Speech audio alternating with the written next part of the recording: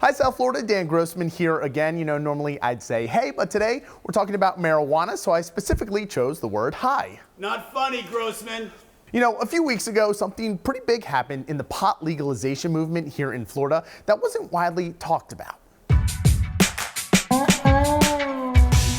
But we've reached that first milestone, which is 10% of required petitions. The petition to put pot legalization on the 2020 ballot reached 10% of the 700,000 verified signatures it needs to get it there. 10%, big deal, right? Well, that 10% means the bill is now eligible to go in front of Florida's Supreme Court so they can review its language and give it the green light, so to speak. Still not funny, Grossman. Luckily, by now, you've heard the arguments for and against legalization. If not, here's a quick refresher. That as the medical market has opened up, we have over 200 dispensaries statewide, almost 300,000 active patients using those dispensaries in medical cannabis. That has really contributed to people's feelings of support for an expanded use for adults. Now, these aren't all the arguments, but they're some of the main ones. Now, this is the time we could offer you talking heads from both sides of the debate to state their case, but we didn't want to do that. We want to talk to someone who can be blunt about the reality of legalization. Oh my God, we're kicking you out of this joint. Andrew Friedman was Colorado's first pot czar. Yes, that was his actual title. And he was hired to oversee the state's implementation of laws and policies when it voted to legalize back in 2012.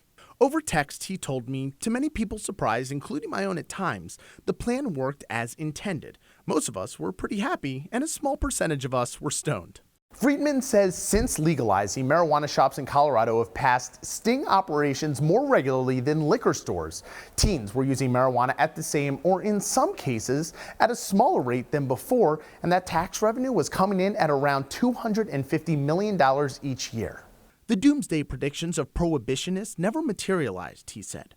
Colorado remained a great place to live and work, but there were some very real problems lurking in the dark.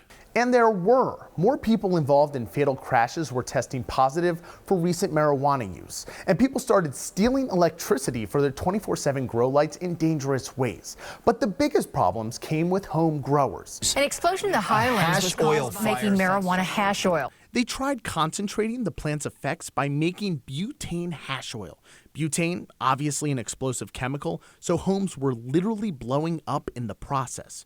Home growers would also ship large amounts of marijuana to states that hadn't yet legalized. Friedman ended our conversation by saying, despite this abuse of home grows, by most accounts, the rollout of marijuana legalization had been a success. By the end of 2016, it was more popular than the day it had passed 4 years prior. Yes, Colorado is just one state, but it is a blueprint for something that is by and large still in its infancy in our country. No way of telling if we'll get to legalization as a state, as Make It Legal Florida still needs to get about 600,000 more verified signatures by February 1st.